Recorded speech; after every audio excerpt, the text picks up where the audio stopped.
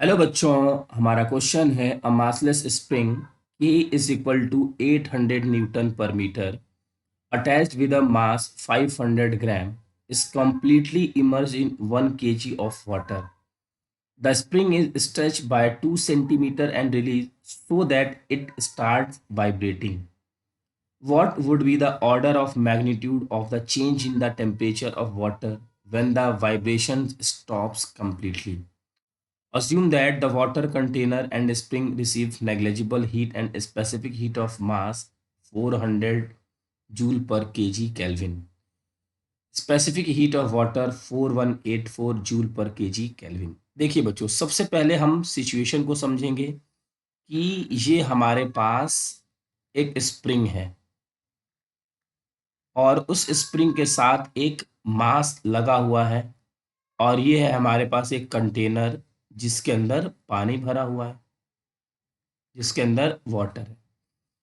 इस ब्लॉक को नीचे की तरफ खींचा गया है, स्ट्रेच किया गया है। कितने सेंटीमीटर? तो ये है हमारा 2 सेंटीमीटर। 2 सेंटीमीटर खींचने के बाद इसको छोड़ दिया गया, तो ये क्या होगा? वाइब्रेट होगा। इस वाइब्रेशन की वजह से इस वाटर की कुछ हीट बढ़ेगी। हमसे पूछा गया है कि what will be the order of magnitude change in the temperature of water. तो चलिए इस क्वेश्चन को सॉल्व करते हैं। तो ये क्वेश्चन बच्चों according to conservation of energy है ना। एनर्जी का कंजर्वेशन देखिए क्या है। According to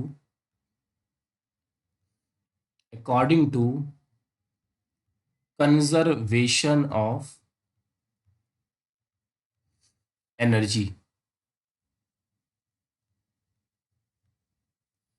conservation of energy का क्या है concept? Loss in spring potential energy. Spring potential energy is equal to gain in heat energy to mass plus water, है ना। कि जब ये ऑसिलेट होगा तो धीरे धीरे इसका एम्पलीट्यूड में कम होता जाएगा, रुकेगा, ये धीरे स्लो होता जाएगा। तो जितनी इसकी पोटेंशियल एनर्जी लॉस होगी उतनी इनकी गेन होगी हीट, इस मास की और इस वाटर की। तो बच्चों पोटेंशियल एनर्जी स्प्रिंग का कितना होता है? हाफ के x square is equal to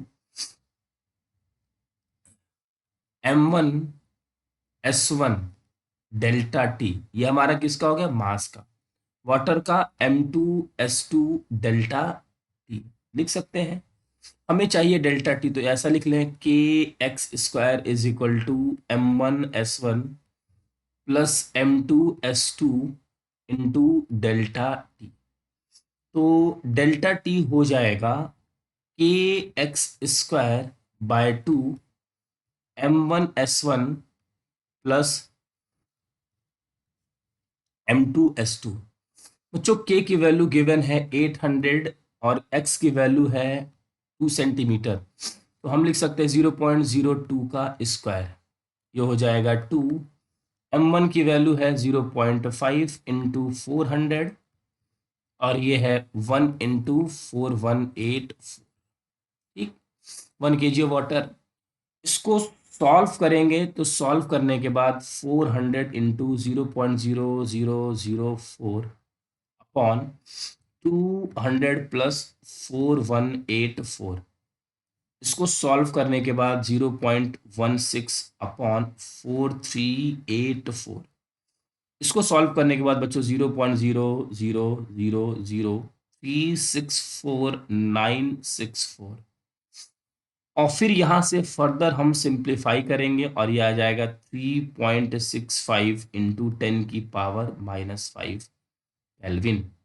तो हमसे पूछा गया है बच्चों order of magnitude. Order of magnitude means 10⁻⁻5। Second option is correct. I hope बच्चों कि आपको ये क्वेश्चन अच्छे से समझ में आ गया होगा। Thank you.